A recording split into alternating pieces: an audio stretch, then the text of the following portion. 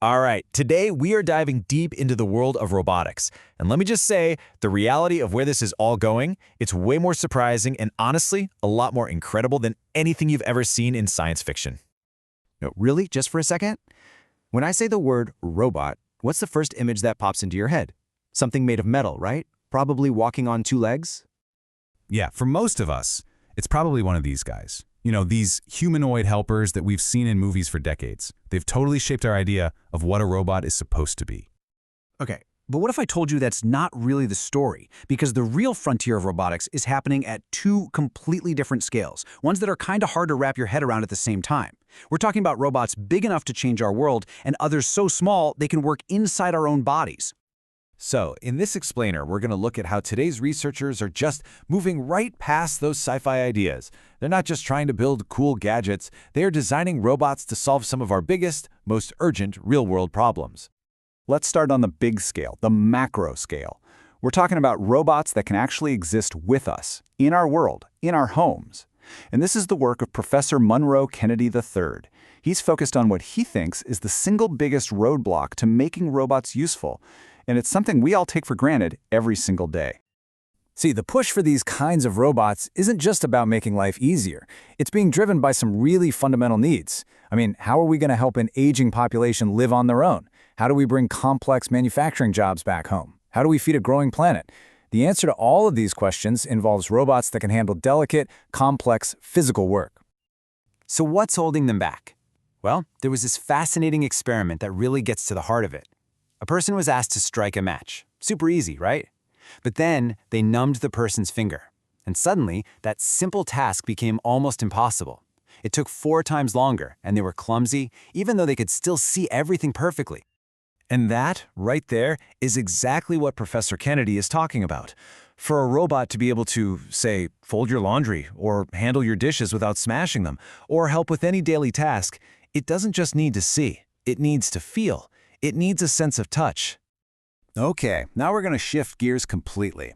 From robots in our homes to robots inside our bodies. We're going from the macro to the micro. And believe me, this is where things start to get really wild. This is the world of Professor Renee Xiao. Professor Xiao's lab developed something called stimuli-responsive soft robots. So you can forget all about rigid metal and tiny motors. These things are different. They're tiny, flexible bots made of soft, squishy materials that can be controlled from outside the body, usually with magnets. They're designed to go where no robot has gone before, inside us. And the need for this is just staggering. Why focus here? Well, get this. Over a quarter of all deaths on the entire planet are caused by diseases related to blood clots, like heart attacks and strokes. That is a massive problem, just waiting for a better solution. So here's how it works. Professor Xiao's team created a device called the millispinner. It gets guided right up to a blood clot. Then it starts to spin. And the really cool part is that the spinning doesn't break the clot apart into dangerous little pieces. No, it actually contracts it, kind of like wringing out a wet sponge. It squeezes all the trapped blood cells out, shrinking the clot by over 95%. Then it can be removed safely. And just so we're all on the same page about the scale we're talking about here, this incredible, life-saving device is only about 1 millimeter across. It's a fully functional robot, small enough to literally swim through the blood vessels in your brain. So we've got these two amazing frontiers, right? Human-sized robots that can touch and feel, and millimeter-sized robots that can perform surgery from the inside. You'd probably think these are two totally separate worlds, but they're not. They're actually coming together in a really fascinating way. I mean, this is the million-dollar question, isn't it? It's one thing to build a tiny little spinner.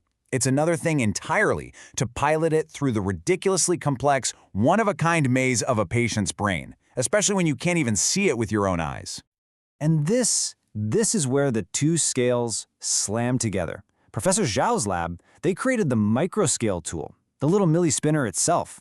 And Professor Kennedy's lab, they're building the macroscale solution, the intelligent system that's going to control it from the outside. So here's how it all comes together.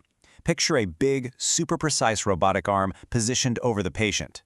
That arm generates and carefully manipulates a magnetic field, and that field is what actually pilots the tiny spinner inside the body. The arm's movements are guided by an AI that's watching real-time X-ray images, basically creating a smart, closed-loop navigation system for the brain. So what does all this mean for our future? Well, it means we really need to stop thinking about a robot as one single thing. We need to start thinking about a whole ecosystem of intelligent machines operating at every scale you can imagine, from our kitchen countertops all the way down into our circulatory systems.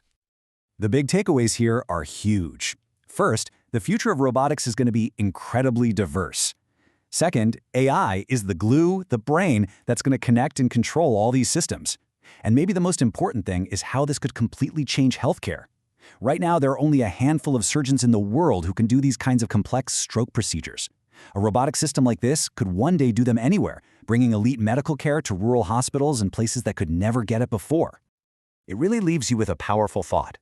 For decades, we've looked up at the stars, thinking that's the next great frontier for us to explore. But this research, it suggests the most profound, most important frontier might not be out there, but right here, inside of us. The only question is, are we ready for it?